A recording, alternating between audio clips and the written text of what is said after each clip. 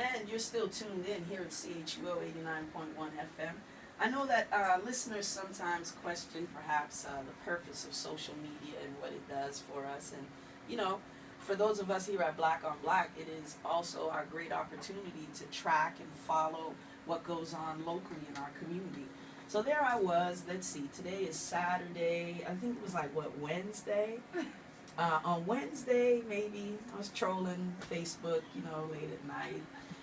Couldn't sleep, watching, you know, in between commercials of the Olympics and stuff. And I saw this, it says event, passion, purpose, and the pursuit of happiness. I was like, oh, wow, look at that. And then I'm like, where is that going on? And I'm like, wow, that's going on in Ottawa. And then the wow got bigger and bigger and bigger, because the wow means that I'm joined in studio this morning by Miss Nora Elmi and Miss Muna Adan, who, as I said earlier in our introduction, I know these two when they were just, I think even when you had your little grade 8 visit. 10 years ago, buck tooth and all that. And it has just been a pleasure to be able to offer you this opportunity to come and talk to us and share. Thank you for having us. I'm so glad that you are here in the studio, because as I say frequently, you know, you got to make sure you got some young people in your life doing some things. So introduce yourselves and let us know a little something about you, Miss Nora. Sure. So my name is Nora Elmi. I just want to say thank you so much for having me. I follow Adrian everywhere I see her. I'm just saying hi. I'm right here. So my name is Nora, and I'm a community organizer, motivational speaker, and I just have an honest passion for just bringing people together and connecting them with the community, because I've been working in the community for a really long time and also volunteering, so I got a lot of connections. I got to a point where I'm like, what do I do with all these connections and people that I know? Because I really don't need them right now. You know, I don't need these jobs. I don't need these opportunities. Like, you know, yeah, hoarding them like Pokemon. I gotta catch them all. Catch them all, girl. Catch them all. So there you go. So I just, you know, have a large network of people and opportunities. So I find myself a lot of times connecting youth to these opportunities and doing it more so. So now I'm at a place where I want to do it intentionally. So, you know, such like events such as this and my former event that I had for 3 years now called Beautifully Me, where, you know, we really touch on self-love, self-care, confidence, you know, employment for young women, and just bring them together and just fire them up. Like, that's what I'm all about. So yeah, that's what I've been doing in the community. I'm just fired up. yeah. I'm fired up myself. And Miss Muna, what have you been up to?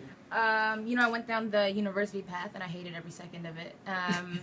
So in my 3rd year, I said, I'm not going to do this. And I switched to Algonquin College to do the baking and pastry arts program, and I became a pastry chef and an event stylist. And I opened up my own business. I'm a caterer right now, a dessert caterer. Okay. My mom was like, what you going to school for? Learn how to crack an egg. Like, you know, you know you're not going to do that. Go be a lawyer.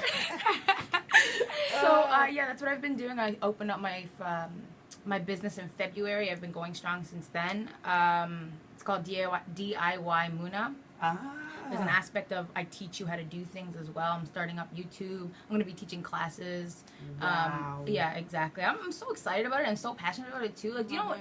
I was stuck in this, like, you know, perpetual, like, do I want to do this? Like, I was just in school, like, oh God, this next law class, this next crim class. Like, you didn't want, you were a walking zombie. I really was. And I was, now I'm in debt because of it. And I was mad, right? But as soon as I literally went to school and I sat down, and my first chef said, okay, y'all gonna be here, but y'all not gonna be the next master chef. Like, we're literally gonna teach you how to bake bread. Like, this. I was like, I'm gonna make bread, not just bake bread. Like, this is my passion. This is what I want to do the rest of my life. I found it. I'm so grateful. I mean, it is. I have to share this, because this. I'm like, you know, I'm having a over 45 moment where, you know, things start coming back to you that you forgot. Okay. And Nora, you came with me to the inauguration. Sure did. And I don't want to go to it because that's like a whole nother segment itself, but I can't explain to you how that experience honestly changed my entire life. Like, I was so confused. I said, why are you picking me out of all people?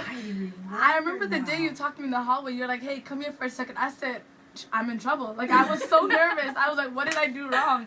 And we had the most honest and, like, such amazing 3-hour conversation. At the end of it, you were like, go, girl, get you some documents together, get your passport, like, we're going. And you let me invite 3 of my friends, and it was an amazing experience. And That's right. what that did for me is I came back a leader. I said, Obama could do it. Let me take over the world. Grade 12, you know, school president. And from there, I was unstoppable. So thank you so much for that. That was honestly the one opportunity that I can honestly think of that really did a lot for me. You know, and they always say it takes one person and one opportunity.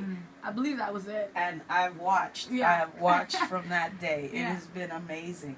So you all have this event, and it's called Passion, Purpose, and the Pursuit of Happiness. Yes. So what's going to go on at this event? There is going to be a lot.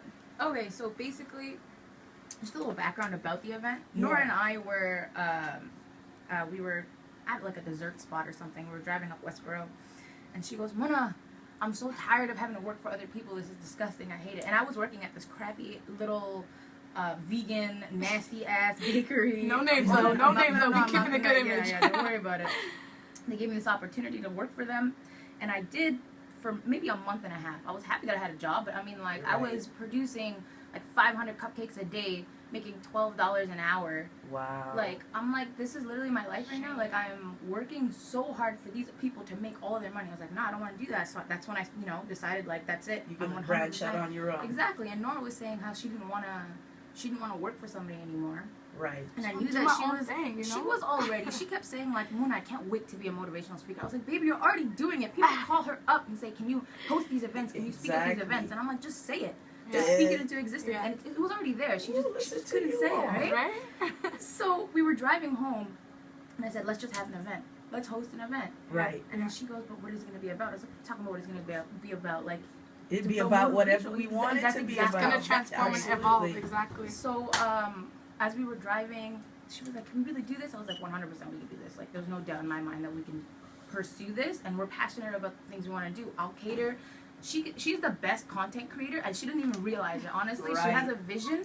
Anytime she has a purpose or an idea, she goes for it, 100%. Which is, you know, everything that we say about a positive thing for young people to do for themselves.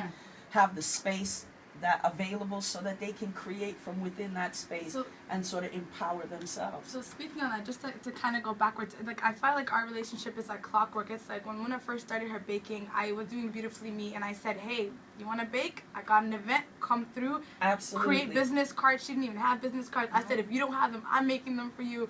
She came through. That was her first event she ever baked for. Left her business cards there. By the end of the day, like a couple of months down the like it was like a domino effect of calls. Honestly. So then she had that like uplifting, you know, and that motivation. It start my business. Yeah, you begin to get a base of clientele. And I did. And I was making more money than at the, you know, that bakery that I was at. Absolutely. And then what happens is, so then I do all that. I get the energy, but of course you get back to the grind, and the grind sucks you back in. You know, you go to work in 9 to 5 in school, whatever you're doing, and then Mona's like, no, you have a vision. We have a vision. We're doing this. And I remember being at work, and she called me. She's like, so the venue is booked for our event. We don't even know what the event is yet.